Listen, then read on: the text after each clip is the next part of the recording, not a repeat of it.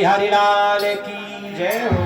देखिए जो हमारे अंदर झांकी वाले कलाकार तैयार हो रहे हैं, वहाँ कुछ बच्चे हैं और आपके ही बच्चे हैं किसी के, वो उन्हें परेशान कर रहे हैं, बार बार अंदर चले जाते हैं।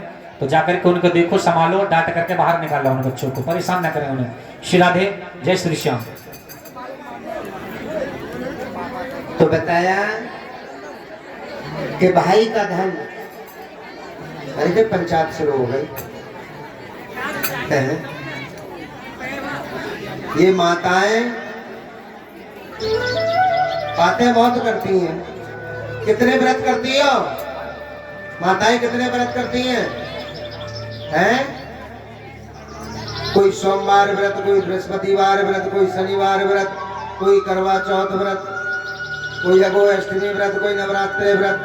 तुम एक काम और क्या करो जितनी मेरी माताएं बहने हैं, क्या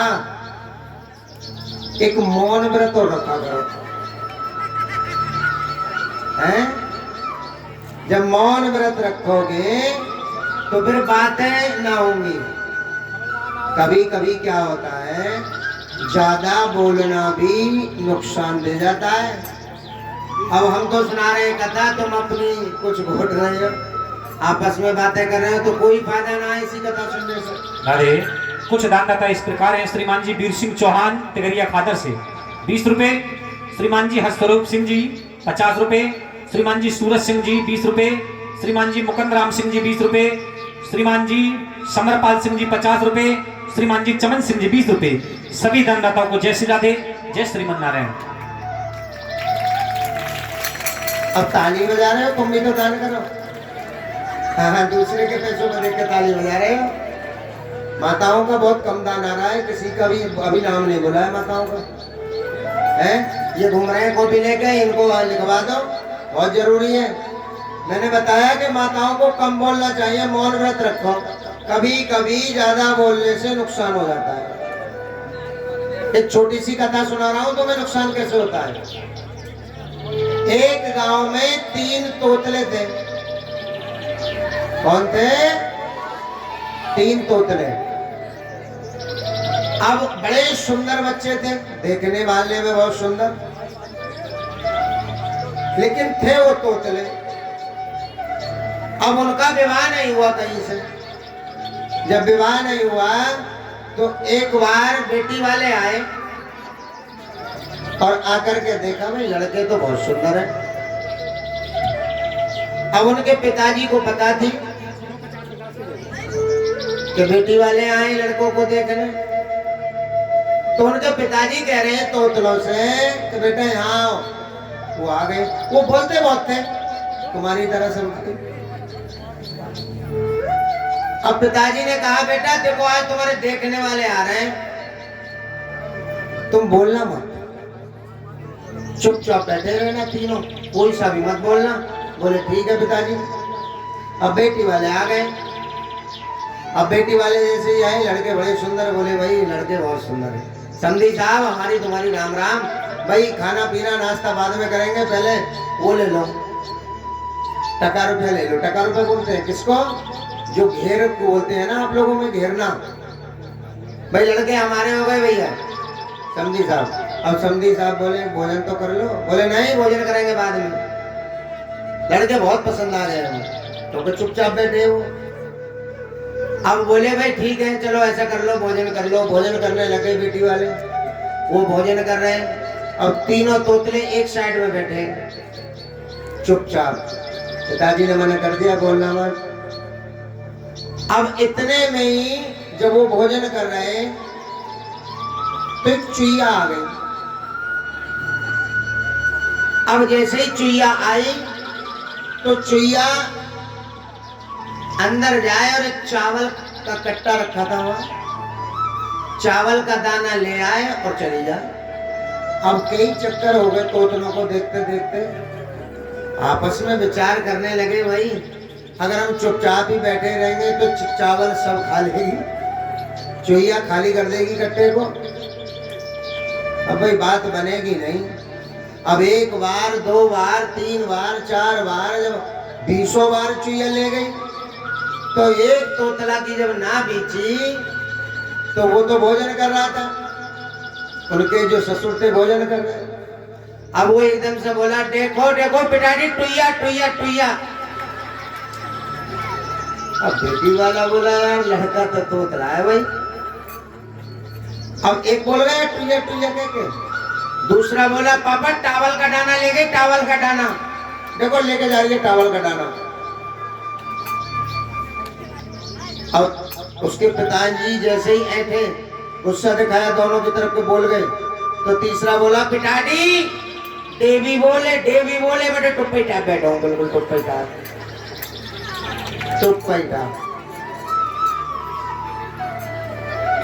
देवी बोले तुम टुप्पी टाप बैठे। अब समधी साहब बोले, महाराज हमारी तुम्हारी राम राम, बिरादरी का नाता है भाई, हम भोजन कर लिया, हम बेमानी करेंगे। बोले क्यों? अरे लड़के तो तीनों ही तोतले, एक को छोड़ो, तीन ही तोतले, सुंदर तो है।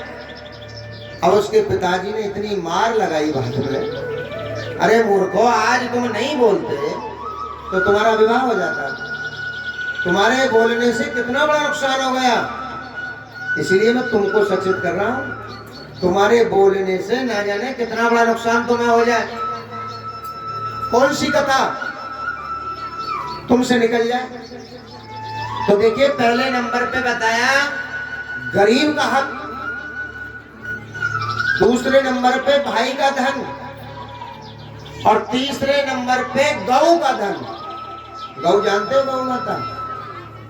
और मेरे हिसाब से तो सभी खा रहे हो तुम गौ का धन।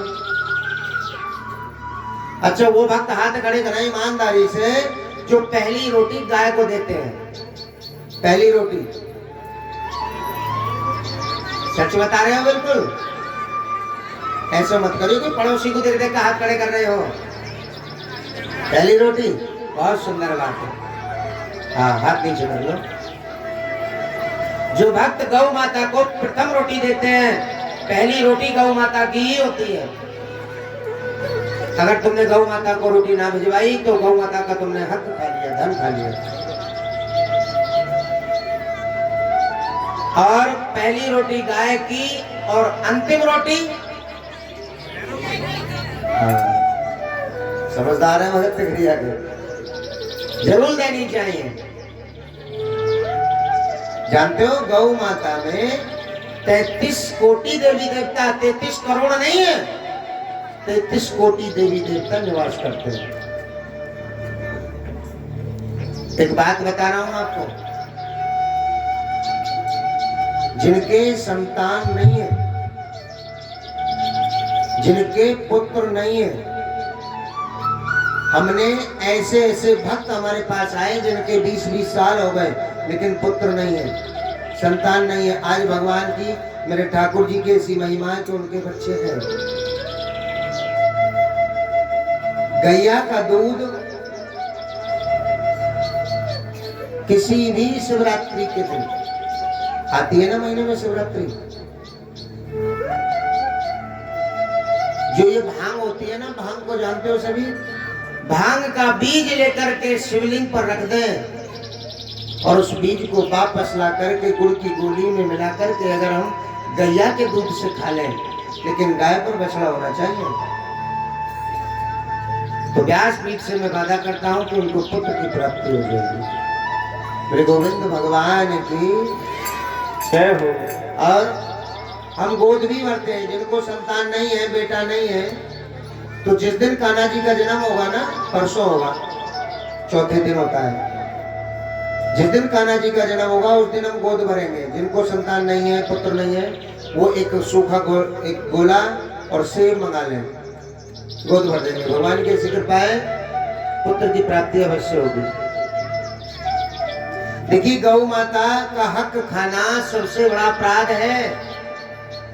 अगर कभी गौ माता आपको नाचती दिख जाए, देखिए कभी किसी ने गौ माता नाचती है, पीछे से कूदती है वो, है उसे तो नाचना कहते हैं।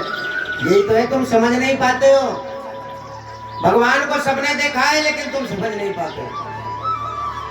कभी कभी गाय माता अपने खूंटे पर पीछे से कूदती है, कभी इधर कभी इधर, कभी इधर कभी इधर। अब तुम सोचते होगे कि ये चारा मांग रही है, ये प्यासी है नहीं, उसे तीनों देव दिखाई देते हैं, वो नाचती है। उसी समय कोई भी अपने मन की बात जो तुम्हारे मन में है, जो तुम मांगना चाहते हो, गौ माता के कान में जाकर के चुपचाप कह देना। 7 महीने नहीं होगा, ये मेरे ठाकुर जी की कृपा, तुम्हारा काम बन जाएगा। बोले गोविंद भगवान की जय हो। इतनी कृपा है गौ माता में, इतनी कृपा है मेरी गौ माता में। गौ माता की पूजा हमेशा पूंछ से होती है, ना कि आगे से। गौ माता का हक नहीं खाना चाहिए, और कभी ब्राह्मण का हक नहीं खाना चाहिए। जो क्षत्रिय होते हैं ना, आप भी तो क्षत्रिय हैं, क्षत्रियों को कभी ब्राह्मण के घर का भोजन नहीं करना चाहिए। ब्राह्मण का कभी हक नहीं खाना चाहिए क्षत्रियों के लिए। कुल तो कुल, अपना तो कुल, 3 पीढ़ी का विनाश हो जाता है। गंदी नाली का कीड़ा बनना पड़ता है जो ब्राह्मणों का हक खाते हैं, जो ब्राह्मणों का धन खाते हैं। जानते हो, भगवान को 3 जगह देखा गया है कलयुग में। कहां कहां? एक तो गौ माता में, दूसरा साधु संत में, तीसरा ब्राह्मण में। ये भगवान का रूप है। और एक बताया, बेटी का धन नहीं खाना चाहिए कभी। पहले बुजुर्ग ऐसे थे कि जब बेटी के घर जाते थे ना, तो भोजन बांध के ले जाते थे अपने घर से। हाँ, बेटी के घर का भोजन नहीं खाते थे जो पुराने बुजुर्ग थे। और आज के तो भैया ऐसे होंगे, फोन पे कहते हैं अरे लाली कहाँ बनाएगी, मैं आ रहा हूँ बता। अरे लाली देखिए, पनीर बना लिया, अच्छी सी सब्जी बना।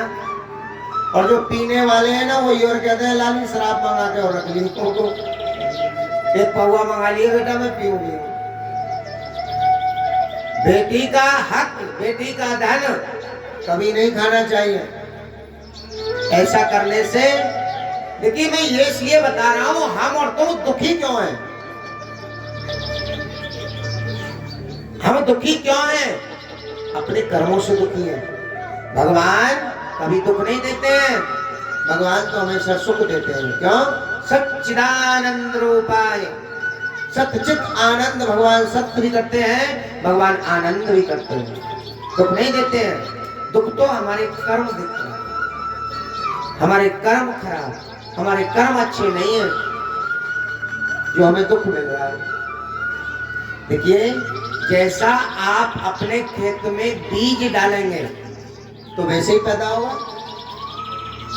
अब तुमने गेहूं बो दिए, अब तुम सोच रहे हो हे भगवान इसमें मक्का हो जाए, हैं?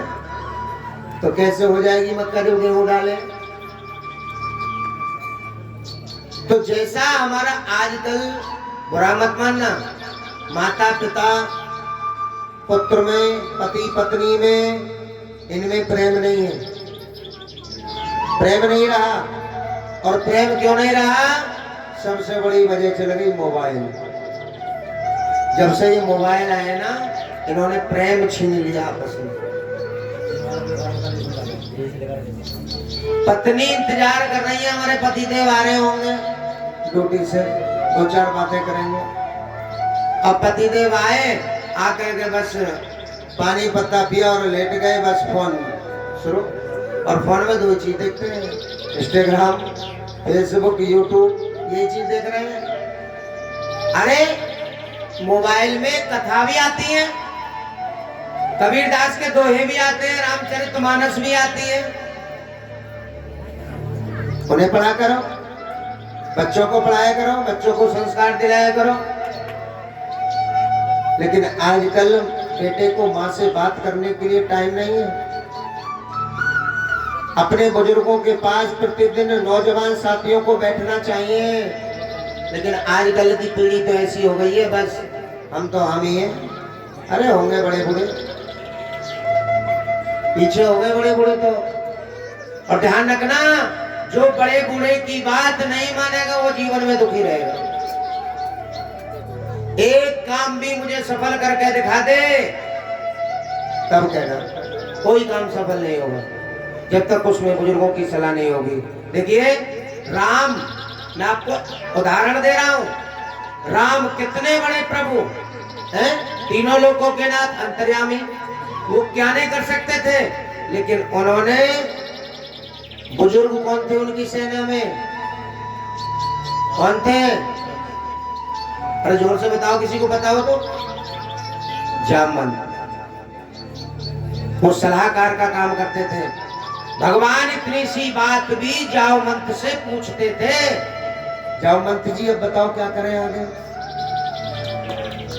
तो राम जी ने रावण पर विजय पाई ना, किसकी सलाह से? बुजुर्गों की सलाह से। और अब तुम्हें एग्जाम्पल दे रहा हूं दूसरा, सुन लो नौजवान। दुर्योधन ने बुजुर्गों की बात को नहीं माना। दुर्योधन ने बुजुर्गों की बात को नहीं माना, तो देखो कैसा सर्वनाश हो गया।